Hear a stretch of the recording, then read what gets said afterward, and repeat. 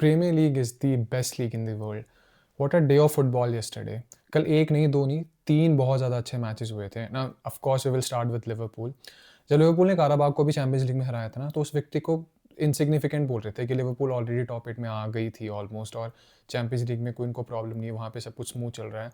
जो real problem है वो प्रीमियर लीग में है, अगेंस्ट द ऑपोजिशंस जो बहुत ज़्यादा फिजिकल है, जो बहुत ज़्यादा टफ कर देते हैं, मैच को कॉम्प्लिकेटेड कर देते हैं खेलना, जिनके अगेंस्ट ईजी नहीं है to progress the ball and to score. Enter Newcastle United, a proper physical team who bullies opponents. Match Anfield में था and Liverpool absolutely thrashed them 4-1. What a win. ये मैच और ये परफॉर्मेंस वैसी थी जैसे लास्ट सीजन हम consistently कर रहे थे, जिस वजह से हमने लीग भी जीती थी। एंड सबसे पहले तो shout out to Konate. What a player, what a human being he is. He just lost his father recently and he was on a leave, तो वो कितना भी टाइम ले सकता था to cope up with the situation. But Liverpool की जो defence की हालत है वो देख के ही called Slot and he asked to come back to join.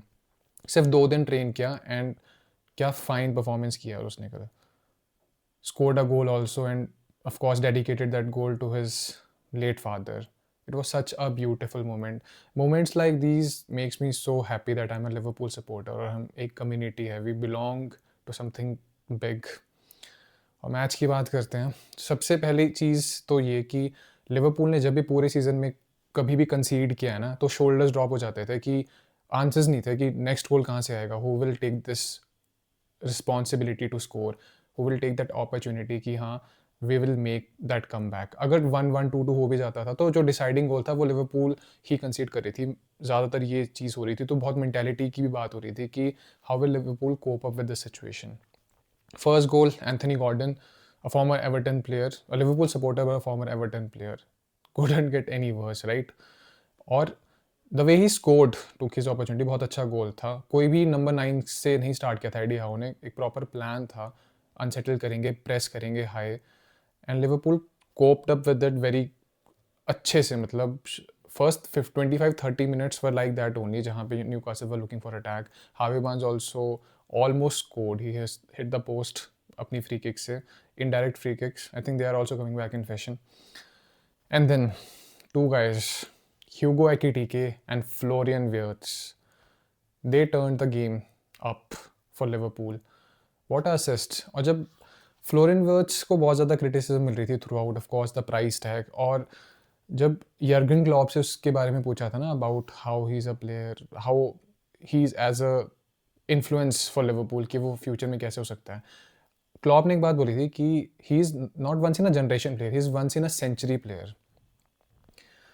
Of course, Klopp is very optimistic person and कई बार he exaggerate things, okay, but he was right about him. जो उसकी कल की परफॉर्मेंस थी और जो पुरानी परफॉर्मेंसेस थी, you can see he is the one who affects everything positive for Liverpool going forward. He is the one who creates thing. जब आपके पास ऑप्शंस नहीं है, जब बॉल साइड टू साइड पास हो रही है, give the ball to him, he will make something happen. The way he assisted Hugo Ekitike for the goal, for the equalizer, the way he moved his feet, space, awareness to find Ekitike, and then Ekitike ki proper finish. And then the second goal, it was all brilliance of Ekitike. कर्किस ने बहुत ही अच्छी through ball दी थी। He found the space and properly he assisted Ekitike बहुत अच्छे से। और एक the way he finished ना, उसे एक गोल याद आता है, चेल्सी के अगेंस्ट फर्नांडो टोरेस का जो डेब्यू गोल था, जिसमें जेरार्ड ने बहुत अच्छा उसको पास किया, he was on the goal and he finished in such a calm manner. Far post finish थी वो भी।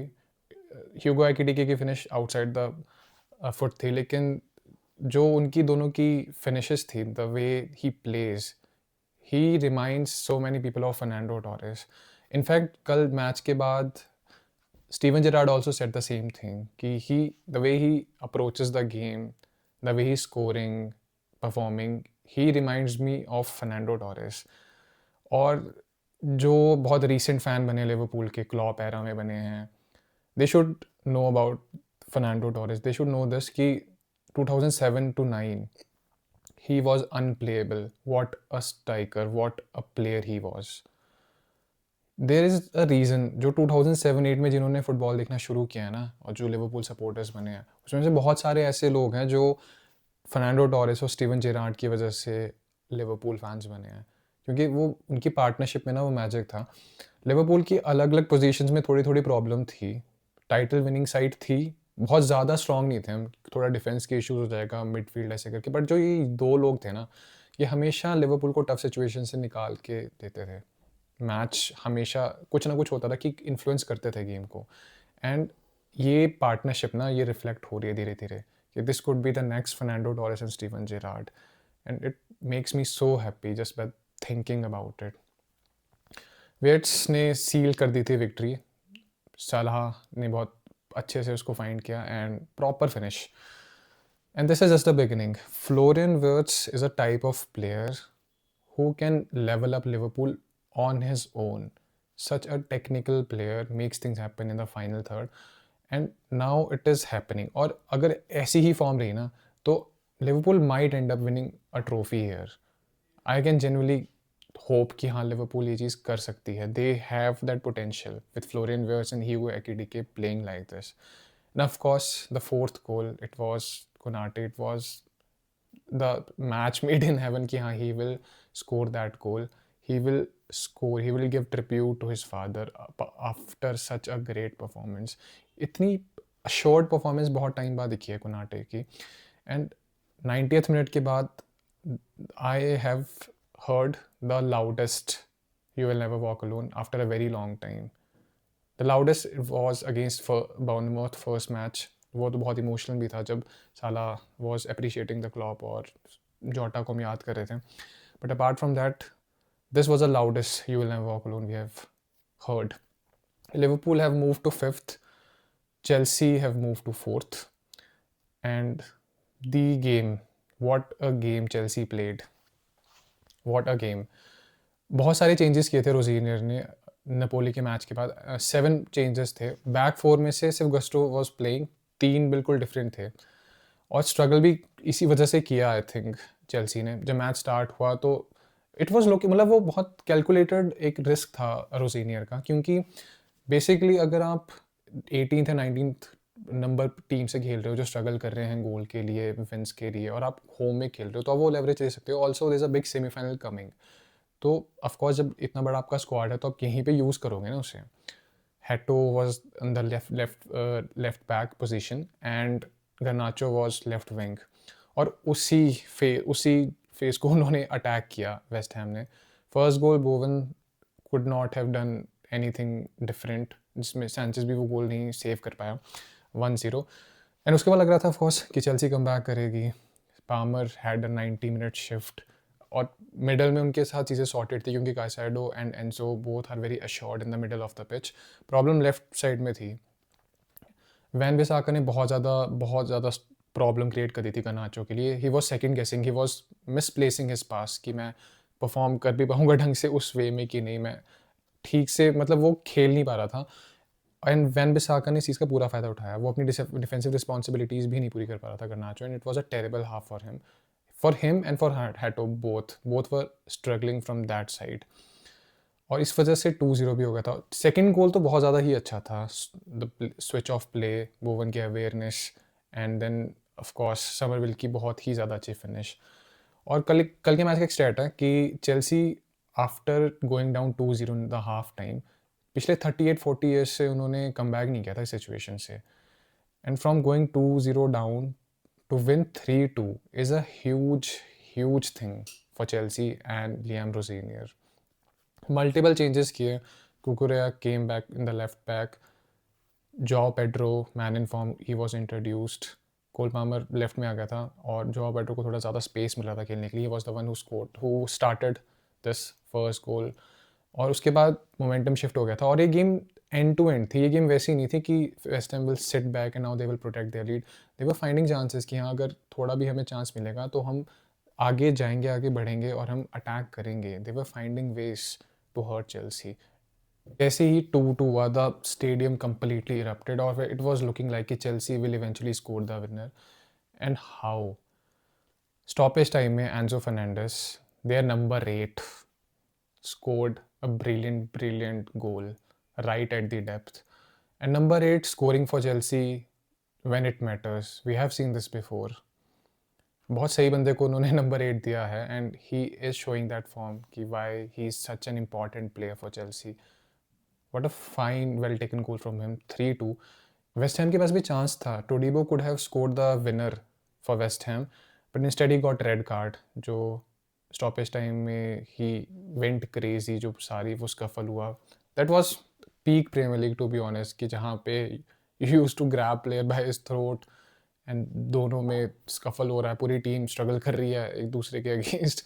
सारी चीज़ें बहुत ज़्यादा पीक प्रीमियर लीग की तरह थी एंड पुराना प्रीमियर लीग याद आ गया था, specially the way the match ended. और ये होता है अगर आप अटैकिंग फुटबॉल खेलो ना, if you are coming to win, तो इतने अच्छे मैच प्रोड्यूस होते हैं. रोज़ीनियर के लिए अब सिर्फ बात ऐसी है कि जो उसके स्क्वाड प्लेयर्स हैं जो कुछ मिनट्स खेलते हैं, they are struggling. Gittens injured, his Chelsea career has not kicked off yet. Garnacho was a liability at times. Reece James जो उनके मेन प्लेयर्स हैं उन पे इनको फॉल करना पड़ा. और बहुत वियर्ड चीज़ जो है कि मेडिकल टीम क्लियरेंस देती है कौन सा प्लेयर कितना खेल सकता है एंड रोज़ीनियर को उस हिसाब से चीज़ें मैनेज करनी है. But now they play Arsenal and सिर्फ एक गोल का डिफरेंस है.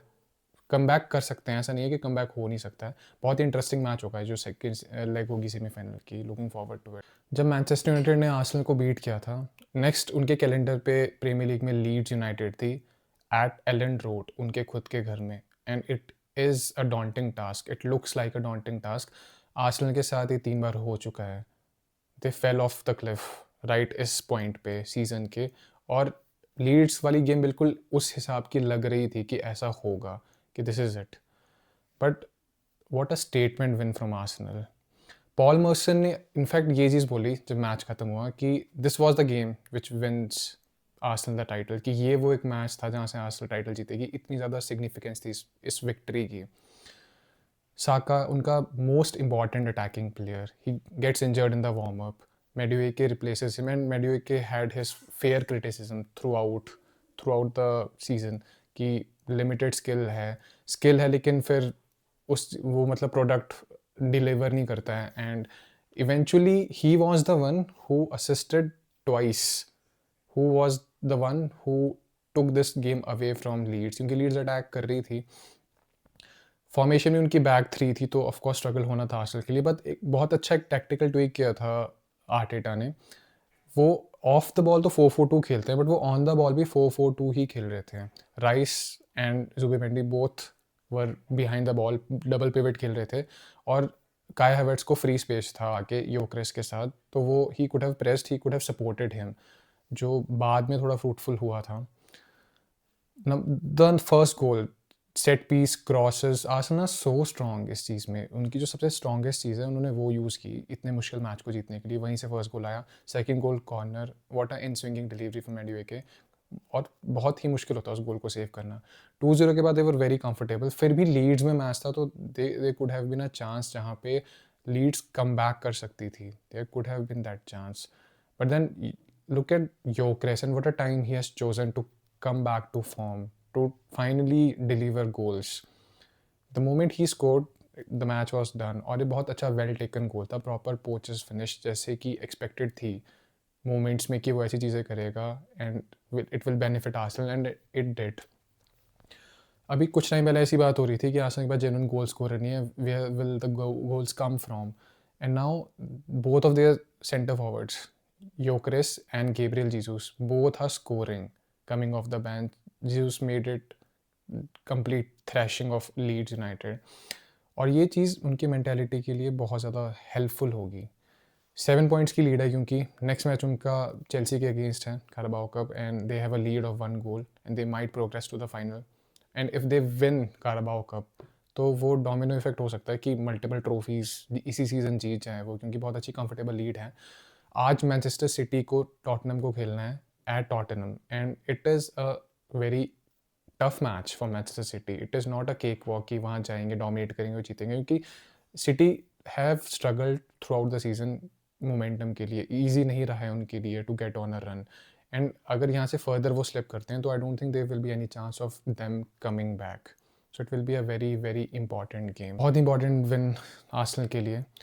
अपने जो स्ट्रॉन्ग पॉइंट्स हैं ना उस पर रिलाई किया उन्होंने इस मैच में, tactical awareness, tactical positioning, set pieces and physicality, and यहाँ से ये मैच निकालना बहुत ज़्यादा मुश्किल था। Next they play Sunderland but at home, they have drawn against Sunderland पहले, लेकिन अगर मोमेंटम रहा उनके पास तो they might take a big big lead eventually.